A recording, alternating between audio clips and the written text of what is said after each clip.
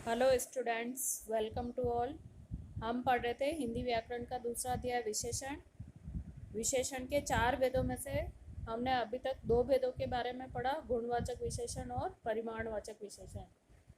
आज हम पढ़ेंगे संख्यावाचक विशेषण। जो विशेषण संज्ञा या सर्वनाम शब्दों की संख्या, क्रम या गणना का बोध कराते हैं वे संख्यावाचक विशेषण कहे जाते हैं। जैसे एक कक्षा में 30 छात्र है। अब यहाँ छात्रों की संख्या का पता चल रहा है, 30 छात्र है, इसलिए यह है संख्यावाचक विशेषण। दशरथ के चारों पुत्रों का विवाह हो गया। बस दुर्घटना में 2 दर्जन व्यक्ति घायल हुए। भारत का प्रत्येक नागरिक ज्ञानी है।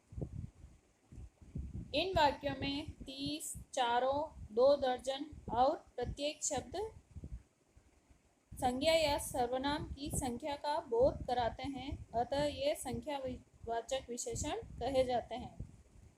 संख्यावाचक विशेषण के भी 2 भेद होते हैं, निश्चित संख्या बोधक और एक है अनिश्चित संख्या बोधक।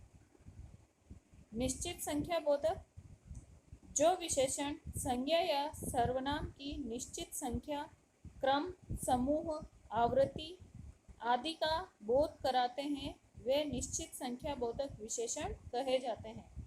जैसे 5 पुत्र, 2 दर्जन कापियाँ, चौथा लड़का, 2 गुना काम, चारों भाई, 1 सैकड़ा, प्रत्येक आदमी आदि।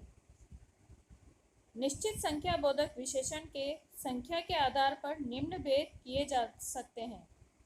एक तो है गणना के आधार पर, पूर्ण संख्यावाचक जैसे 1, 2, 3 आदि।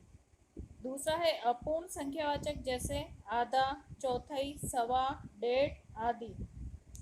दूसरा है क्रमवाचक निश्चित संख्या बोधक विशेषण, पहला, दूसरा, चौथा आदि। तीसरा है आवृत्तिवाचक जैसे दुगुना, चौगुना। चौथा है समुदाय या समुच्चयवाचक, दोनों, तीनों, चारों, सप्तपदी, चालीसा आदि। प्रत्येकवाचक हर, हर एक, प्रत्येक, प्रति आदि। दूसरा है अनिश्चित संख्या बोधक विशेषण। जो विशेषण संज्ञा या सर्वनाम की अनिश्चित संख्या का बोध कराते हैं वे अनिश्चित संख्या बोधक विशेषण कहे जाते हैं।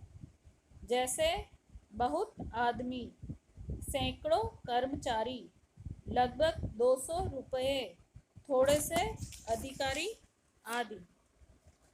आगे का अध्याय कल पढ़ेंगे। Thank you.